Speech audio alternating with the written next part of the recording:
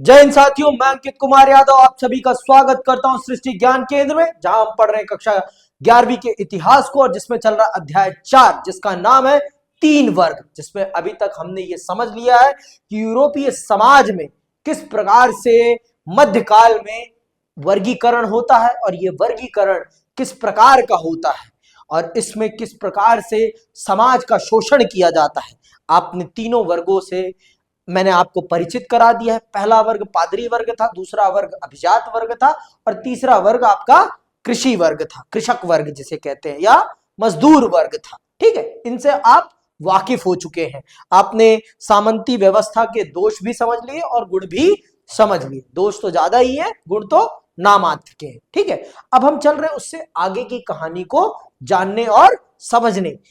Europe में कुछ चीजें होती हैं, कुछ ऐसे सामाजिक और आर्थिक परिवर्तन होते हैं जिसके कारण सामाजिक और आर्थिक संबंधों में नाटकीय बदलाव आते हैं। तो वो कौन से बदलाव थे जिन्होंने आर्थिक और सामाजिक संबंधों में बदलाव पैदा किए? चल रहे हैं आज हम उन बातों को जानने और समझने। तो चलिए पढ़ते हैं और जानते और समझते हैं।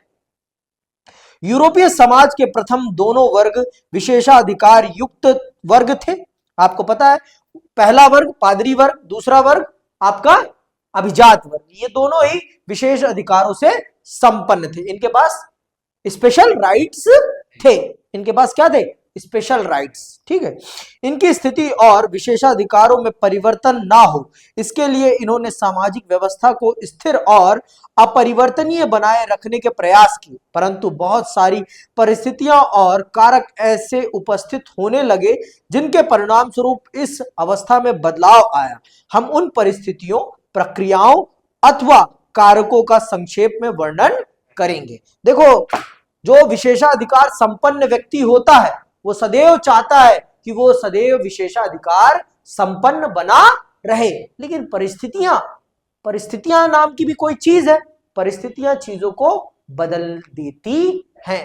परिस्थितियां चीजों को बदल देती हैं। समझ में आई बात? जब परिस्थितियां चीजों के अकॉर्डिंग नहीं होती तो परिस्थितियां बदलती चली जाती हैं। तो वही चीज यहां पर भी होगी, यहां पर भी वही चीज होगी। वो कौन सी चीजें हैं जो परिस्थितियों को बदलती हैं? आज चल रहे हैं हम उस बात को समझने। आज हम विस्तार पूर्वक उन बातों को चल रहे हैं समझने और जानने की वो कौन सी चीज है जिसने परिस्थितियों को बदल दिया। ठीक है, पहला है पर्यावरण। पर्यावरण में ऐसे कौन से बदलाव होते हैं जो आर्थिक और सामाजिक संबंधों को बदलता है? सुनना बहुत ध्यान से। पर्यावरण में बदलाव संबंधों में परिवर्तन का एक महत्वपूर्ण कारण था। 5वीं से 10वीं शताब्दी तक कृषि के लिए उपलब्ध भूमि सीमित थी। मतलब क्या थी? सीमित, बहुत ही कम थी, सीमित थी, क्योंकि यूरोप का अधिकांश भाग विस्तृत वनों से घिरा हुआ था। इस समय यूरोप में भीषण ठंड का दौर चल रहा था तथा सर्दियों की अवधि लंबी होती थी। सर्दियों की प्रचंडता और लंबी अवधि के कारण फसलों का उपज काल छोटा हो गया, जिसने कृषि की पैदावार को बहुत कम कर दिया। ठीक है, 11वीं शताब्दी में पर्यावरण में गर्माहट का दौर शुरू हो गया। गर्माहट का दौर शुरू हो गया तो मतलब कृषि के लिए समय काल अधिक होने लगा। कृषि के लिए समय काल अधिक होने लगा, मतलब लोग किसानी के लिए समय बढ़ गया। अब लोग ज्यादा से ज्यादा फसलें उगा सकते थे और जब ज्यादा फसलें उगेंगी तो क्या होगा? ज्यादा पैदावार होगी तो क्या होगा? ज्यादा कमाई भी तो होगी। बाबू, ये सबसे बड़ी चीज है। सबसे बड़ी चीज ये है। तो जब कमाई ज्यादा होगी तो सामाजिक अवस्था में भी सुधार होगा ही होगा। सामाजिक स्थिति में भी सुधार होना स्वाभाविक है। समझ में आई बात? आपकी स्थिति भी बदल जाएगी। आप पूरी तरीके से बदल जाएंगे। समझ में आई बात कि अभी भी नहीं आई? शुरू हो गया। यूरोप में औसत तापमान बढ़ जाने से मिट्टी पर पाल का असर कम हुआ, जिससे खेती आसानी से की जा सकती थी। कृषि के लिए कृषकों को अब अधिक लंबी अवधि मिलने लगी। यूरोप के अनेक भागों में वन क्षेत्रों में उल्लेखनीय कमी आने के परिणाम स्वरूप कृषि भूमि का पर्याप्त विस्तार हुआ। फिर लोगों ने दबा के जंगल काटे और पूरे जंगलों को कृषि भूमि में तब्दील कर दिया। और जब कृषि भूमि बढ़ी तो उससे पैदावार बढ़ी, और जब पैदावार बढ़ी तो उससे क्या बढ़ा, उससे कमाई भी बढ़ गई, बहुत ज्यादा बढ़ गई। क्या हो गई, कमाई बहुत ज्यादा बढ़ गई, जिसके कारण चीजें पूरी की पूरी बदल जाती है। चीजें पूरी की पूरी बदल जाती हैं। समझ में आई बात कि अभी भी नहीं आई? पक्का इतनी बात समझ गए ना कि अभी भी नहीं समझे? ठीक है, आगे सुनो। दूसरा है भूमि का उपयोग। भूमि के उपयोग में भी परिवर्तन आता है। प्रारंभ में कृषि प्रौद्योगिकी के नाम पर केवल बैलों के जोड़े से चलने वाला लकड़ी का हल था। यह प्रश्न आता है, ये याद रखना, ये प्रश्न आता है कि 11वीं शताब्दी में यूरोप में ऐसे कौन से परिवर्तन हुए जिनके कारण 3 वर्ग के आर्थिक और सामाजिक संबंधों में बदलाव आए। तो ये आपको लिखने हैं, ये 8 नंबर का प्रश्न आएगा। ठीक है, भूलना नहीं है ये। समझ में आई बात? नहीं थप्पड़ मार के बताऊंगा मैं अगर नहीं लिख के आए तुम इस बार तो। ठीक, इसीलिए कृषि में कृषकों को अत्यधिक परिश्रम करना पड़ता था, क्योंकि यह हल केवल पृथ्वी की सतह को खुरच कर एक सार कर सकता था, परंतु भूमि की प्राकृतिक उत्पादकता को पूरी तरह से बाहर निकाल पाने में असमर्थ था। समझ में आई बात? जो हल पहले प्रयोग होते थे वो लकड़ी के होते थे, जिसके कारण वो जमीन को ज्यादा चीर नहीं पाते थे। तो जब तक ज्यादा जमीन अच्छे से फटेगी नहीं, तब तक उसमें पैदावार बेहतर कैसे हो पाएगी? स्वाभाविक बात है। अगर जमीन ज्यादा गहरे तक चीरी जाएगी तो उस जमीन की मिट्टी पलटती रहेगी, और जो जमीन अंदर है वो ऊपर आ जाएगी। तो उर्वरक जमीन ऊपर आ जाएगी, तो जब उस पर बीज डाले जाएंगे तो वो ज्यादा अंदर तक जाएंगे और उनको जानवर खा भी नहीं पाएंगे। भाई अगर जमीन के ऊपर सतह पर ही क्या रह जाएगा, बीज रह जाएगा, तो पंछी आएंगे खाकर चले जाएंगे। तो जितने बच पाएंगे उतने उग पाएंगे, नहीं तो उगेंगे ही नहीं। और जब जमीन के अंदर बीज जाएगा तो क्या होगा, उसको मॉइस्चर मिलेगा, वो सूखेगा नहीं और पैदावार बेहतर होगी। समझ में आई बात? स्वाभाविक बात है, जब खेत में अच्छी से जुताई होगी तो उसमें पैदावार भी अच्छी होगी ही होगी कि नहीं होगी? पक्का ना? तो यही चीज तो कृषि 11वीं शताब्दी के बाद यूरोप की कृषि प्रणाली में, कृषि पद्धति में भी परिवर्तन होता है। कृषि प्रणाली में और पद्धति में भी परिवर्तन होता है, जिसका प्रभाव हमें देखने को मिलता है। आगे सुनो। इसी कृषि में कृषक को अत्यधिक परिश्रम करना पड़ता था, क्योंकि यह हल केवल पृथ्वी की सतह को खुरच कर एक सार कर सकता था, परंतु भूमि की प्राकृतिक उत्पादकता को पूरी तरह से बाहर निकाल पाने में असमर्थ था।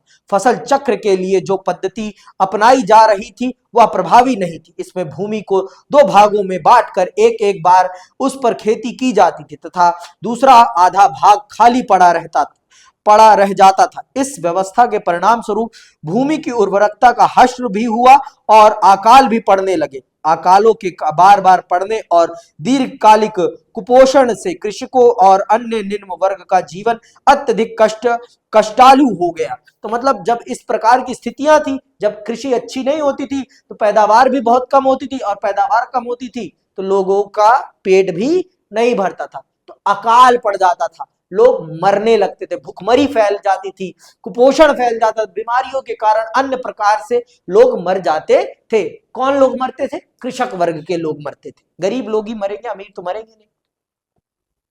लॉर्डों को इन कठिनाइयों से कोई मतलब नहीं था और वे इन विषम परिस्थितियों में भी केवल अपनी आय में वृद्धि करने के लिए प्रयत्नशील रहते थे। कृषक जो पहले से ही कठिनाई का जीवन व्यतीत कर रहा था, लॉर्ड उसकी भूमि पर काम करके उसे जीविकोपार्जन का समय नहीं देते थे और उनकी कोशिश रहती थी कि वे अत्यधिक समय उनकी भूमि पर काम करें। कृषकों की मेहनत से उत्पन्न उत्पाद का अत्यधिक हिस्सा भी लॉर्ड अपने पास रख लेना चाहते थे। कृषक इस अत्याचार का खुलकर तो विरोध नहीं कर पाते थे, परंतु उन्होंने इसका निष्क्रिय प्रतिरोध करना शुरू किया। उन्होंने बेगार से बचना शुरू कर दिया और लॉर्डों के आदेशों को भी समय समय पर मानने से मना कर दिया। चारागाहों एवं वन भूमि पर भी उनका लॉर्डों के साथ विवाद होने लगा, क्योंकि लॉर्ड उनको अपनी व्यक्तिगत संपत्ति मानते थे, जबकि कृषक इनको संपूर्ण समुदाय द्वारा उपयोग की जाने वाली साझी संपत्ति मानते थे। ठीक है, तो इस प्रकार से भूमि के प्रयोग में भी बदलाव आया, भूमि के और लोग भी जागरूक होने लगे। नई कृषि प्रौद्योगिकी मतलब टेक्नोलॉजी का भी डेवलपमेंट होता है। कब? 11वीं शताब्दी के बाद। सुनना, 11वीं शताब्दी तक कृषि प्रौद्योगिकी में पर्याप्त परिवर्तन दिखाई पड़ने लगे। लकड़ी से बनाए जाने वाले हल अब लोहे से बनने लगे, जिनसे अधिक गहरी खुदाई होती थी। ऊपरी मिट्टी के ऊपरी तरह पटल दिए जाने के कारण भूमि में व्याप्त पौष्टिक तत्वों का बेहतर प्रयोग होने लगा। पशुओं को हलों में जोतने के तरीकों में भी सुधार हुआ। अब पशुओं के गले के स्थान पर जुआ उनके कंधे से बांधा जाने लगा, जिससे पशुओं की कुशलता बढ़ी। घोड़ों के खुरों पर नाल लगाई जाने लगी, जिससे उनके खुर भी सुरक्षित हो गए और उनकी कुशलता में भी वृद्धि हुई। कृषि के लिए वायु और जल शक्ति का भरपूर प्रयोग होने लगा। यूरोप में अन्न को पीसने और अंगूरों को निचोड़ने के लिए अधिक जल शक्ति और वायु शक्ति से चलने वाले बहुत से कारखानों की स्थापना हुई। फसल चक्र में भी बदलाव आया, जिसके कारण खेत अब अपेक्षाकृत कम खाली रहते थे और उत्पादन में वृद्धि होती थी। मानव के उपयोग के लिए वस्तुओं के साथ साथ घोड़ों के लिए भी ज्वार और बाजरा बोया जाने लगा। तो धीरे धीरे कर ये सारी चीजें होने लगी। नई नई तकनीकों का विकास हुआ और उन नई नई तकनीकों के विकास ने कृषि कार्य को और सुलभ बना दिया। मतलब कृषि कार्य को और सुलभ बना दिया, और जब काम आसानी से होने लगा तो लोगों का मन भी लगने लगा। जब कम कष्ट होगा तो लोग आसानी से काम करना पसंद करेंगे ही करेंगे। अब आपको ही जैसे पढ़ने में आपका दिल नहीं लगता, दीदा नहीं लगता, क्योंकि आपको ये कष्टदायी लगता है, तभी आप पढ़ भी नहीं पाते। अब अगर आपको पढ़ने में मजा आएगा तो आपको कष्ट नहीं होगा, लेकिन आपको तो अपार कष्ट होता है कि मुझे पढ़ना ही क्यों पड़ता है, साला पढ़ने में ही दिक्कत है सबसे बड़ी, है ना? नहीं, कितना झूठ बोलोगे मुझसे झूठ? हाँ, तुम्हें कष्ट नहीं हो रहा पढ़ने में तो पढ़ते क्यों नहीं हो फिर? हाँ, पढ़ते हो सच में? झूठे, कितना झूठ बोलोगे? हम मुझसे झूठ बोल के क्या मिलेगा? कुछ नहीं मिलेगा ना। तो पढ़ लिया करो थोड़ा सा घर पे। समझ में आई बात? पढ़ोगे तो अपने लिए पढ़ोगे, मेरे लिए कुछ नहीं पढ़ोगे। ठीक है, जैसे सब काम करते हैं तो अपने लिए करते हैं, कोई किसी के लिए नहीं करता। सीखते हो तो अपने लिए सीखते हो, नहीं सीखते हो तो किसी के लिए नहीं सीखते। ठीक है, तो बेहतर है कि पढ़ो थोड़ा सा और काम करो थोड़ा सा अपने ऊपर। दूसरों के लिए मत करो, अपने लिए करो। ठीक है, समझ में आई बात मेरी कि अभी भी नहीं आई है? भेजे में घुसी बात? कितनी घुसी? पूरी घुसी? चलो, नहीं घुसेगी तो लात मार के घुसाड़ेंगे तुम्हारे भेजे में बात। तो ठीक है, नहीं तो नई प्रौद्योगिकी ने चीजों का पूरा क्रम ही बदल दिया। इन सब सुधारों का कुल मिलाकर परिणाम हुआ उत्पादन में तेजी से वृद्धि और भोजन की भरपूर उपलब्धता। अब कृषक कम भूमि पर अत्यधिक उत्पादन कर पाने में समर्थ हो गए। छोटी जोतों पर अत्यधिक कुशलता से कृषि की जा सकती थी, जिसमें श्रम की भी अपेक्षाकृत कम आवश्यकता थी। इसके परिणाम स्वरूप कृषकों को अन्य कारोबारों और गतिविधियों के लिए पर्याप्त समय मिलने लगा। प्रौद्योगिकी के बदलावों में कुछ में तो पहल लॉर्डों ने की, जैसे पनचक्की आदि, क्योंकि इनमें धन की अत्यधिक आवश्यकता थी, परंतु कुछ क्षेत्रों में कृषकों ने स्वयं ही पहल की। जैसे उन्होंने गांव में लोहार की दुकानें और भट्टियां स्थापित की, जहां पर लोहे की नोक वाले हल बनाए जाते थे और घोड़ों की नाल बनाने और उनकी मरम्मत के काम सस्ती दरों पर किए जाते थे। तो लोगों ने खुद ब खुद पहल करी और लोहार इन लोगों को सहूलियत प्रदान करी, जिससे कि कृषि कार्य में प्रयोग होने वाले औजारों को सुलभता से बनाया जा सके और आसानी से किसानों को उपलब्ध हो सके। तो इन लोगों ने भी अपनी तरफ से खुद पहल की, जिससे कि उनके कृषि कार्य में बेहतरी आ सके। समझ में आई बात? खुद भी इन्होंने काम किया है अपनी बेहतरी के लिए। समझ में आई बात? आगे सुनो। अब तक सामंतवाद का आधार थे व्यक्तिगत संबंध, परंतु जैसे जैसे आर्थिक लेन देन का आधार मुद्रा बनने लगी, वैसे वैसे व्यक्तिगत संबंध भी कमजोर पड़ने लगे। लॉर्डों को सेवाओं के बदले लगान नकदी के रूप में लेना अधिक सुविधाजनक लगा और कृषकों ने भी वस्तुओं के बदलने के स्थान पर अपने उत्पादनों को व्यक्तियों को मुद्रा के बदले बेचना शुरू कर दिया। व्यापारी इन वस्तुओं को शहर में बेचने लगे। समस्त भुगतानों में धन के बढ़ते हुए प्रयोग के परिणाम स्वरूप कीमतों पर प्रभाव पड़ने लगा और फसल खराब होने की स्थिति में वस्तुओं के दाम बहुत अधिक बढ़ जाते थे। तो जैसे ही पैसा इन्वॉल्व हुआ वैसे ही चीजें बदलने लगी, वैसे ही चीजें बदल गई पूरी की पूरी तरह। समझ में आई भाई? चीजें एकदम बदल गई, एक्सट्रीम लेवल पे बदल गई और फिर जो होता है वो किसी से छिपा हुआ नहीं है, वो किसी से छिपा नहीं है। फिर जो बदलाव आता है ना समाज में, वो किसी से भी छिपा नहीं है। सबने उस बदलाव को देख रखा है। ठीक है, सबने उस बदलाव को देख रखा और उसे अनुभव भी कर रखा है। क्योंकि जब पैसा इन्वॉल्व हो जाता है ना, तो निजी संबंध गायब हो जाते हैं, निजी संबंध गायब हो जाते हैं। फिर पैसे के बदले पैसा लिया, पैसे के बदले सामान लिया और सामान के बदले पैसा लिया, ये वाला संबंध हो जाता है। कोई फिर किसी को नहीं जानता, सब किसको जानते हैं? पैसे को जानते हैं। तू पैसा देगा मैं तेरे को सामान दूंगा, तू पैसा नहीं देगा तो मैं तेरे को नहीं देने वाला। लेकिन पहले क्या होता था? सामान के बदले सदा सामान लिया जाता था, सामान के बदले सेवा ली जाती थी। ठीक है, तो पहले व्यक्तिगत संबंध भी होते थे लोगों के और लोगों का एक दूसरे पर भरोसा भी होता था। लेकिन जब से पैसा आ गया तो पैसा मिल लिया, काम किया, खत्म। क्या मतलब है इनसे जान पहचान रखने का? तो जब से यूरोपीय समाज में पैसे ने, मुद्रा ने भूमिका निभानी प्रारंभ करी, वहां से सामंतवाद का शोषण धीरे धीरे कम होने लगा। अब सबसे बड़ा परिवर्तन होता है चौथा परिवर्तन। वो क्या है? चौथा परिवर्तन। चौथा परिवर्तन क्या है? चौथे वर्ग का उदय।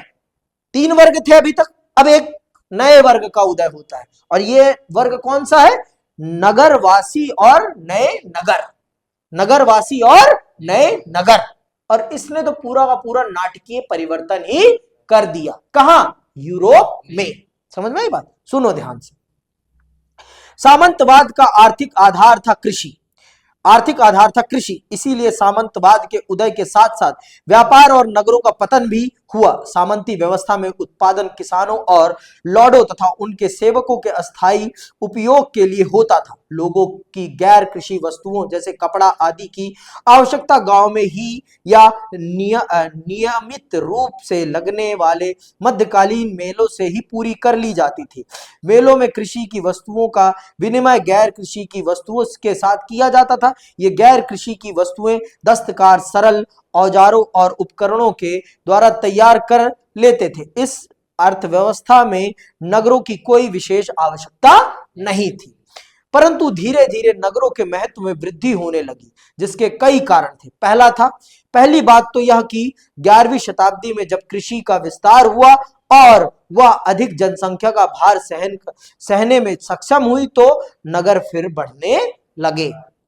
मतलब जब तक कृषि क्षेत्र विकसित नहीं होगा ना, तब तक शहर बन नहीं सकते। समझ में आई बात? जब तक कृषि समाज सक्षम नहीं होगा ज्यादा जनसंख्या का भार उठाने में, तब तक शहर नहीं बन सकते हैं। ये बात स्पष्ट है। दूसरी बात, पूर्व के देशों के साथ धर्म युद्धों के कारण जो संपर्क बढ़ा, उसने भोग विलास की वस्तुओं के लिए मांग पैदा कर दी। तीसरी बात, कृषि के विस्तार और कृषि के तरीकों में सुधार के परिणाम स्वरूप अनेक किसान भी अपनी कृषि की वस्तुओं के एक हिस्से का गैर कृषि की वस्तुओं के साथ विनिमय करने में समर्थ हो गए।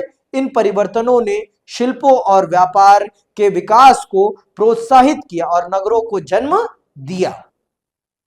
शिल्पों और व्यापार के केंद्रों के रूप में नए नगरों का प्रादुर्भाव होने लगा।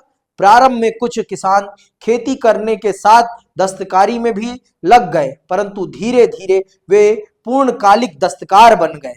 अब वे उन स्थानों पर जाकर बसने लगे जहां उनके लिए अपनी वस्तुओं का कृषि की वस्तुओं के साथ विनिमय करना आसान हो गया। स्थानीय तौर पर तैयार और सुदूर प्रदेशों से लाई गई वस्तुओं का व्यापार करने वाले सौदागर भी धीरे धीरे वहां आकर बसने लग गए। मतलब जैसे जैसे व्यापार बढ़ेगा वैसे वैसे शहरीकरण भी बढ़ेगा, और शहरीकरण तब होगा जब कृषि समाज का विकास होगा। तो 11वीं शताब्दी में यूरोप का कृषि समाज मजबूत होता है और जिसके परिणाम स्वरूप आपके बाजारों का निर्माण होता है, और जब बाजारीकरण होगा तो शहरीकरण होना स्वाभाविक है। ये हमने तो कब पढ़ लिया है, हमने मेसोपोटामिया में ही पढ़ लिया है कि जब किसान के पास अपनी आवश्यकता से ज्यादा उत्पादन होगा तो वो उसका क्या करेगा, व्यापार करेगा, और जहां वो व्यापार करेगा वहां बाजार बनेगा, और जब बाजार लंबे समय तक वहां लगता रहेगा तो वहां लोग रहने आने लगेंगे, और जब लोग रहने आने लगेंगे तो वो अपने आप शहर बन जाएगा। तो इस प्रकार से शहरीकरण होता है। तो बाजार ही शहर है, और जो बाजार शहर तब्दील कर देता है वही शहर बन जाता है। समझ में आई बात? तो इस प्रकार से यूरोप का एक चौथा वर्ग विकसित होता है जो कि यूरोपीय समाज में पूरा का पूरा नाटकीय परिवर्तन कर देता है, और सामंतवाद का पतन धीरे धीरे होने लग जाता है। धीरे धीरे ही होता है, एक बारगी नहीं होता, धीरे धीरे सामंतवाद का पतन होने लगता, सामंतवाद के धागे ढीले पड़ने लगते हैं। समझ में आई बात? आगे सुनो। प्रारंभिक नगर बहुत छोटे थे, परंतु दस्तकारों की संख्या बढ़ने तथा व्यापार के विस्तार के साथ नगरों का आकार भी बड़ा होने लगा। जब पश्चिमी देशों का पूर्व के देशों के साथ व्यापार हुआ तब इटली के नगर अपनी भौगोलिक स्थिति के कारण अन्य सब नगरों की अपेक्षा अच्छी अवस्था में थे। इसी कारण जनेवा, फ्लोरेस और वेनिस महान व्यापारिक केंद्र बन गए। इन नगरों में पूर्व के देशों से सूती और रेशमी कपड़े, बहुमूल्य मड़ियां और मसाले आते थे। ये वस्तुएं यहाँ से संपूर्ण यूरोप में भेजी जाती थी। अपनी समृद्धि के कारण ये नगर संस्कृति के भी महत्वपूर्ण केंद्र बने। कौन से? फ्लोरिस और आपके इटली के नगर अपनी भौगोलिक स्थिति के कारण, ठीक है, तो इटली के जेनेवा, फ्लोरेस और वेनिस ये महान नगर बन जाते हैं। व्यापार पर निर्भर होने के कारण मध्यकाल में यूरोप के प्राय सभी नगर समुद्र तट पर या व्यापारिक मार्गों पर स्थित थे। उदाहरण के लिए इटली में वेनिस और जेनेवा बंदरगाह थे, जबकि फ्लोरेस, मिलान और पीसा व्यापारिक मार्ग पर स्थित थे। वर्तमान हॉलैंड, बेल्जियम, जर्मनी, फ्रांस और इंग्लैंड में ऐसे अनेक नगरों का विकास हुआ जो बंदरगाह या व्यापार वाणिज्य के केंद्र थे। इन नगरों की गणना पूर्व के प्रसिद्ध नगरों में की जाती है। ठीक है, तो देखो व्यापारिक केंद्र वहीं बनेंगे जहां पर क्या होगा, यातायात की सुविधाएं होंगी। समझ में? जहां यातायात सुलभ होगा वहीं व्यापारिक शहर बनेंगे। भारत में जितने भी व्यापारिक शहर हैं आप देख लो कहां हैं, सब समुद्र के तट पर ही हैं। बंबई देख लो, चेन्नई देख लो, कलकत्ता देख लो, यही बड़े शहर है ना। दिल्ली इसलिए है क्योंकि दिल्ली पूरे भारत को कनेक्ट करने वाले मार्ग पर स्थित है। दिल्ली भारत की राजधानी इसीलिए बनाई गई है। समझ में आई बात? क्योंकि यहां से पूरे भारत को कंट्रोल करना बहुत इजी है, बहुत आसान है। बात समझ में आई कि अभी भी नहीं आई? इतना भेजे में घस गया? आगे सुनो। धीरे धीरे व्यापार और वाणिज्य की वृद्धि के साथ साथ दस्तकारी में विशेष कौशल की आवश्यकता प्रतीत हुई। इसीलिए व्यापारियों और शिल्पियों ने अपनी अपनी श्रेणियां बना ली। सुनार, लोहार, नाई, चमकार और बढ़ई आदि की अपनी अपनी श्रेणियां थी। ये श्रेणियां काम के घंटे निश्चित करती थी और वस्तुओं की कीमत भी तय करती थी। ये नए शिल्पियों को अपना सदस्य तभी बनाती थी जब वे पर्याप्त समय तक किसी योग्य शिल्पी से काम सीख चुके होते थे। मध्यकाल में ये श्रेणियां निश्चित रूप से उपयोगी सिद्ध हुई। ये श्रेणियां अपने सदस्यों की सामाजिक और आर्थिक आवश्यकताओं का पूरा ध्यान तो रखती ही थी, परंतु उनकी गतिविधियों पर नियंत्रण भी रखती थी और उनको अनुशासित भी करती थी। तो इस प्रकार से यूरोप का पूरा कायाकल्प हो जाता है 11वीं शताब्दी में हुए पर्यावरण में परिवर्तन के कारण। सबसे बड़ा परिवर्तन तो वही था, अगर ठंड का समय कालखंड कम नहीं होता तो कृषि में विस्तार नहीं होता, और कृषि में विस्तार नहीं होता तो शहर पहर कुछ नहीं बनता। तो यूरोप में 11वीं शताब्दी में हुए जलवायु परिवर्तन ने ही चीजों को परिवर्तित किया है। तो आज की क्लास के लिए इतना ही। मैं आप सबसे विदा लेता हूं। जय हिंद, जय भारत।